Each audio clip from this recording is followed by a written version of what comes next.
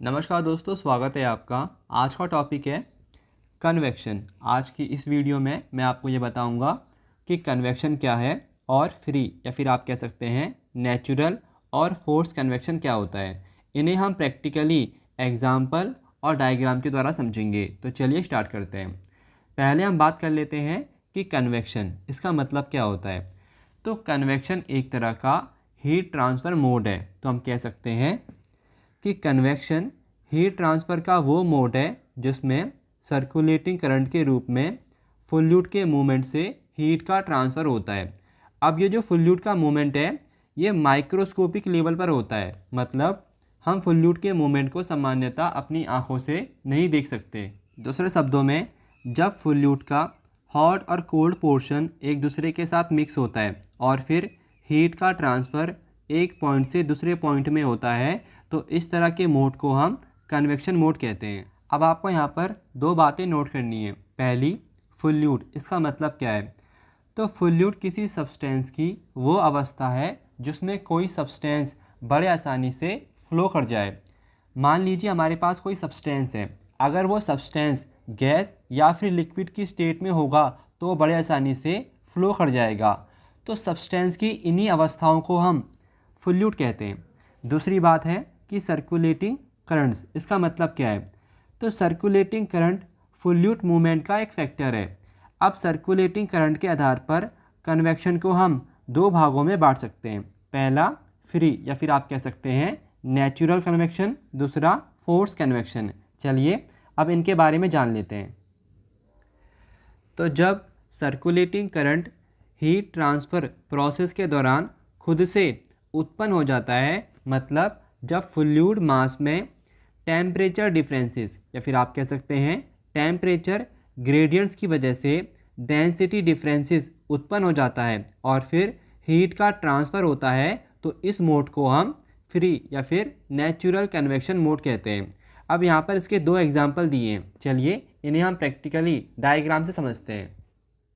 तो पहला एग्जाम्पल है कि मान लीजिए हमारे पास एक बर्तन है जिसमें फ्लूइड है। अब ये फ्लूइड लिक्विड या फिर गैस दोनों में से कुछ भी हो सकता है। जब हम इस फ्लूइड को हीट देते हैं तो क्या होता है, ये जो नीचे वाले मॉलिक्यूल्स हैं इनको हीट मिलती है जिससे इनका टेम्परेचर इंक्रीज़ होता है। जब टेम्परेचर बढ़ता है तो डेंसिटी कम हो जाती है। अब क्या हुआ, फ्लूइड के नीचे वाले मॉलिक्यूल्स और ऊपर वाले मॉलिक्यूल्स में टेम्परेचर और डेंसिटी डिफरेंस क्रिएट हो गया। नीचे वाले मॉलिक्यूल्स की डेंसिटी कम है, मतलब ये हल्के हैं तो ये ऊपर की ओर जाएंगे, और ये जो ऊपर वाले मॉलिक्यूल्स हैं इनकी डेंसिटी ज़्यादा है तो ये नीचे की ओर आएंगे। और इस तरह से ऑटोमेटिक सर्कुलेटिंग करंट क्रिएट हो जाता है और कॉन्टीन्यूस ये प्रोसेस होती रहती है और हीट का ट्रांसफ़र फ्री या फिर आप कह सकते हैं नेचुरल कन्वेक्शन मोड में होता है। और दूसरा एग्जाम्पल है स्टीम रेडिएटर के द्वारा एयर के फ्लो से कमरे का गर्म होना। ये भी फ्री कन्वेक्शन का एग्जाम्पल है। आप चाहें तो इसकी जगह दूसरा वाला एग्जाम्पल नोट कर सकते हैं। जब खिड़की से धूप हमारे कमरे में आती है और हमारा कमरा गर्म हो जाता है तो वो भी नेचुरल कन्वेक्शन का एग्जाम्पल है। अब हम बात करेंगे फोर्स कन्वेक्शन की। तो जब सर्कुलेटिंग करंट एक्सटर्नल एजेंसी के द्वारा प्रोड्यूस किया जाता है, मतलब जब हम सर्कुलेटिंग करंट को किसी एजिटेटर या फिर आप कह सकते हैं पंप या फिर आप कह सकते हैं फैन या फिर ब्लोवर के द्वारा उत्पन्न करते हैं और फिर हीट का ट्रांसफ़र होता है, तो इस मोड को हम कहते हैं फोर्स कन्वेक्शन। अब आपको यहाँ पर एक बात नोट करनी है।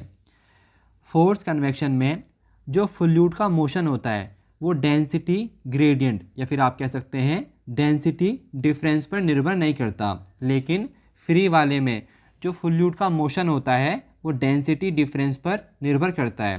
तो चलिए अब इसको हम एग्जाम्पल के द्वारा समझ लेते हैं।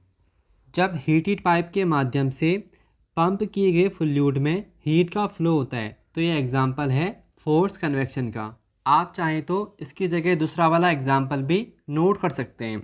जब हम किसी इंडस्ट्री में ड्राइंग की प्रोसेस कराते हैं तो हम क्या करते हैं, हॉट एयर की हेल्प से किसी चीज़ को सुखाते हैं। अब ये जो हॉट एयर है ये क्या है, ये फ्लूइड है। इस फ्लूइड को हमने पंप की हेल्प से फ्लो कराया, मतलब अब यहाँ पर जो सर्कुलेटिंग करंट है उसमें फोर्स लग रहा है। तो ये एग्जांपल है फोर्स कन्वेक्शन का।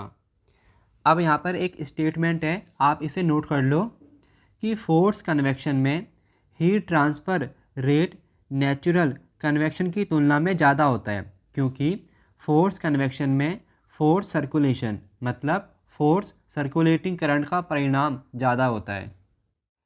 अब दोस्तों जाते जाते आपको एक बात और बता देता हूँ, जब कन्वेक्शन मोड में हीट का ट्रांसफ़र होता है तो उसका फॉर्मूला होता है Q equal small h capital A delta T, जहाँ पर Q होता है रेट ऑफ हीट ट्रांसफ़र या फिर आप कह सकते हैं रेट ऑफ हीट फ्लो, और ये जो स्मॉल h है इसे हम कहते हैं फिल्म हीट ट्रांसफ़र कॉफिशेंट, और ये जो कैपिटल A है इसे हम कहते हैं हीट ट्रांसफ़र एरिया, और ये जो डेल्टा T है इसे हम कहते हैं टेम्परेचर डिफरेंस।